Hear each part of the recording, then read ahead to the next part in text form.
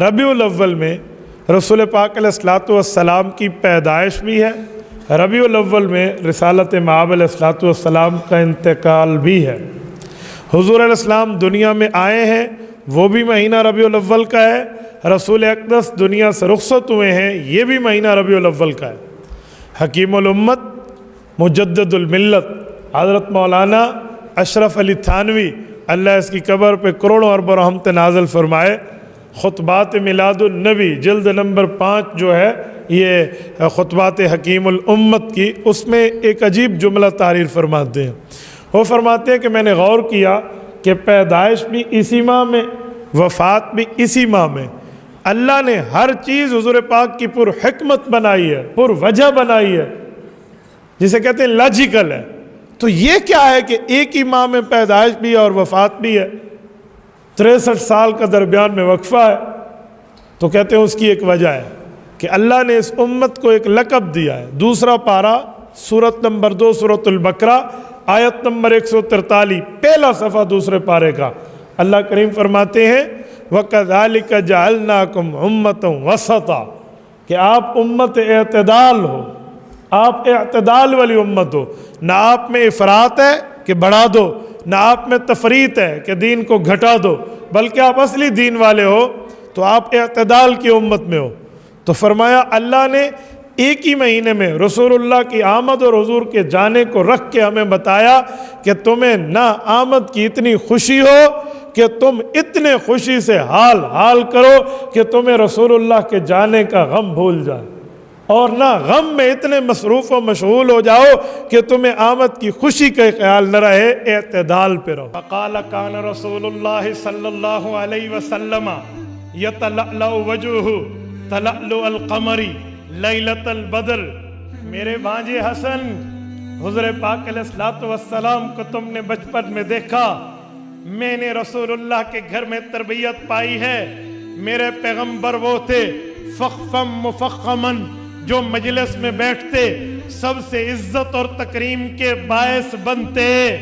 تلیتلألأ وجہہ تلألؤ القمر، ان کا چہرہ یوں چمکا کرتا تھا جیسے چاند کی دمک اور چمک ہوتی ہے، عام چاند بھی نہیں، لیلۃ البدر 14ویں رات کے چاند جیسی چمک ہوتی۔ اطول من المربوع واکثر من المشذب، کوئی بندہ زیادہ اونچا ہو تو اس سے کم ہے، کوئی زیادہ پست ہو تو اس سے اونچی قد رکھنے والے ہیں۔ عظیم الہامہ، پیغمبر علیہ السلام کے چہرے مبارک کو رب نے باروب بنایا تھا۔ رجل الشعری، حضور پاک کے سر مبارک پہ بال ایسے تھے، ان انفرقت عقیقتہ فرق والا فلا، حضور پاک کے سر مبارک پہ مانگ نکل آتی، حضور نکال لیتے، سیدھی مانگ نکالتے تھے، ٹیڑھی مانگ کا رواج نہیں تھا۔ یہ سنت نہیں ہے، سنت سیدھی مانگ ہے، نکلتی تو نکال دیتے ورنہ ویسے ہی چھوڑ دیتے۔ یجاوز شعرہ شہمت اذنی، جب پیغمبر علیہ السلام کے بال بڑے ہونا ہوتے تو کان کی لو سے نیچے جاتے، اذا ہوا وفرہ، یہاں نیچے جاتے، اور پھر اس کے بعد فرمایا اظہر اللون، پیغمبر کرم بڑا خوبصورت تھا، حضور پاک کے لئے فرمایا واسع الجبین، حضور پاک کی پیشانی کشادہ تھی، ازجل حواجب، پیغمبر کے باریک خمدار یہ جو آبرو تھے، یہ آبرو ایک دوسرے سے ملے ہوئے نہیں تھے، جدا جدا تھے، بینہما عرق، ان آبروؤں کے درمیان ایک رگ ہوتی تھی، یدرکہ الغضب، جب پیغمبر کسی اللہ کی نافرمانی پر غصے میں آتے، رب العزت کی نافرمانی پر غصے میں آتے، وہ رگ بھڑک اٹھتی تھی، بینہما عرق یدرکہ الغضب، اقن الارانین، پیغمبر علیہ السلام کے ناک مبارک تھوڑے بلندی مائل تھے، یعلمہ من لم یتأملہ اشما، جو اچانک دیکھتا غور نہ کرتا تو یوں لگتا ناک بڑی لمبی ہے، لیکن یوں نہیں تھی، وہ تو ایک نور کی نورانیت ہوتی جو چمک رہی تھی۔ کسل لحیہ، پیغمبر کی داڑھی بڑی बड़ी घनी थी, हुजूर पाक की दाढ़ी मुबारक बड़ी घनी और बेहतरीन थी। रसूलुल्लाह सहलल खद्दैन, पैगंबर के रुखसार मुबारक जो थे वो हमवार थे, ऊंचे उठे हुए नहीं थे। आगे फरमाया फसली अल्फम, पैगंबर का चेहरा, पैगंबर का मुंह हुजूर पाक का एतदाल के साथ फराग था। और फिर फरमाया दकीकुल मुफलिजल असनान, पैगंबर अलैहिस्सलाम के दांतों में थोड़ा थोड़ा सा फासला और एतदाल के हुस्न को पैदा कर देता। दकीकुल मसरूबा, हमने हुजूर पाक को इहराम के मौके पे देखा, हुजूर पाक के नाक मुबारक से सीने मुबारक तक बालों की एक छोटी सी लकीर थी। और कान होना कहू जीदु दुमियतिन फी सफाइल फिज़्ज़ा, मेरे भांजे पैगंबर की गर्दन देखनी होती तो ऐसे समझ जैसे किसी खूबसूरत मूर्ति को ढाला जाता है और उसको एक शीशे के बोतल में डालने के लिए ऐसी खूबसूरत गोलाई, ऐसी खूबसूरत सफाई, ऐसी खूबसूरत रानाई पैगंबर की गर्दन में थे। फी सफाइल फिज़्ज़ा, वो गोया चांदी के बर्तन में एक गर्दन नजर आ रही है। मुअतदिलल खल्क, पैगंबर का जिस्म बड़ा इत्तेदाल के साथ बनाया गया था। बातिनुम मुतमासिक, पैगंबर अलैहिस्सलाम के गोश्त जो थे वो जगह जो हाथ के साथ हुजूर पाक की जो जोड़ वाली थी वो पुर गोश्त नजर आती थी। बईदुम मा बैनल मनकिबैन, पैगंबर अलैहिस्सलाम के दोनों कंधों मुबारक के दरमियान में थोड़ा फासला था जिससे हुस्न बढ़ जाता था। जख्मुल करादीस, पैगंबर के जोड़ों में गोश्त भरा हुआ था। अनवरुल मुतजर्रद, अल्लाह की कसम फरमाया वो जगह जो कपड़े से बाहर रहती है, जैसे चेहरा, जैसे हाथ, जैसे पांव का जो लिबास से बाहर रहने वाली जगह होती थी, रसूलुल्लाह की अनवरुल मुतजर्रद, उस पर ऐसा नूर होता था हम हैरान हो जाते। ओए हाथ बाहर होते हैं, इन्हें कभी कभी धूप भी लगती है, इन्हें आग और धुएं से वास्ता भी पड़ता है। पांव मिट्टी में चलते हैं, इन्हें कांटे भी चुभते हैं, इन्हें पत्थर भी चुभते हैं, इन्हें तकलीफ भी होती है। फरमाया इसके बावजूद ये बाहर के जिस्म के हिस्से इतने प्यारे होते, जो लिबास के अंदर था उसके हुस्न की तो क्या बात ही थी। मौसूलुम मा बैनल लब्बती वस्सुर्रती यजरी बिशअरिन कल खत, पैगंबर अलैहिस्सलातु वस्सलाम के जिस्म के हिस्सों में सीने से लेकर नीचे तक बालों की एक लंबी लकीर नजर आती।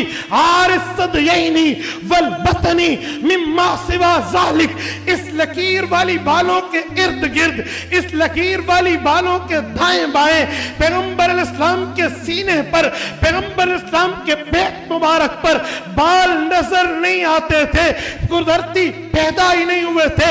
और आगे फरमाया अशअरुज़्ज़िराअैनी वल मनकिबैनी व आली सदर, पैगंबर अलैहिस्सलाम के बाजुओं पे बाल थे, कंधों की ऊंची जगहों पे थोड़े बाल थे, सीने की वो हिस्से की जगह जो दाढ़ी मुबारक के साथ थी, गर्दन के साथ थी, उधर चंद बाल नजर आते, बाकी नहीं थी। फिर फरमाने लगे, फरमाया तवीलुज़्ज़नदैन, पैगंबर अलैहिस्सलाम के जोड़ के हुस्न की तो क्या चाशनी थी। रहमुर राहा, पैगंबर की हथेली बड़ी कुशादा थी। यह सखावत की तरफ इशारा है कि सखियों खुला हुआ करता है।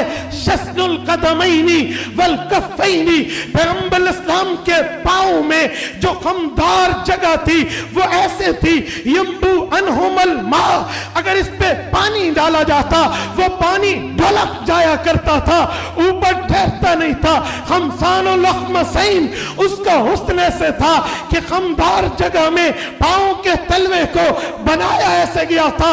इज़ा ज़ाला ज़ाला क़लआ, हुजूर पाँव उठाते, पूरी कुव्वत से उठाते। कान्नमा यनहत्तु मिन सबबिन, वो ऐसे चलते जैसे गहराई में, जैसे निचाई में हुजूर उतर रहे हो। वही ज़ल्तफ़ता इल्तफ़त जमीहा, किसी से बात करनी होती پورے چہرے سمیت اپنے سینے کو پھیرتے، اسے پوری کمپنی دیتے، عزت دیتے، اس سے بات کرتے، خالی چہرہ نہیں پھیرتے تھے بلکہ سینہ ساتھ پھیرتے، التفت جمیعہ، اس کی طرف پورے ہوتے، اس سے بات کرتے۔ ذریع المشیہ، پیغمبر کی چال تیز رفتار تھی، جب پیغمبر علیہ السلام چلتے تھے تو بڑی اچھی اور سبق رفتاری سے چلتے تھے۔ خافض الطرف، اکثر طور پہ حضور کی نظریں نیچی رہتی تھی، پیغمبر علیہ السلام نیچے دیکھتے تھے۔ جل نظرہ الملاحظہ، شرم اور حیا کی وجہ سے کہیں کسی کو دیکھنا ہوتا تو آنکھوں کے کونے سے دیکھتے، آنکھ بھر کے حضور کے دیکھنے کی عادت نہیں ہوتی تھی۔ پیغمبر علیہ السلام یوں دیکھتے، نظرہ الی الارض اکثر من نظرہ الی السماء، پیغمبر علیہ السلام کی آنکھ مبارک کی نظر زمین پر زیادہ ہوتی، آسمان پہ کم ہوتی، کبھی وحی اترنی ہوتی تو اوپر بے قراری سے دیکھتے، ورنہ اوپر دیکھنے کی عادت نہیں تھی۔ پھر فرمایا یسوق اصحابہ، جنگ میں، جہاد میں، سفر میں صحابہ کو آگے چلا دیتے، کبھی یوں نہ کہتے میرے آگے کیوں چل رہے ہو۔ یہ تکبر، یہ غرور، یہ تکلیف دہ معاملہ حضور میں نہیں تھا۔ وَيَبْدَأُ مَنْ لَقِيَ بِالسَّلَامِ، جو حضور پاک سے ملتا حضور خود سلام میں پہل فرماتا۔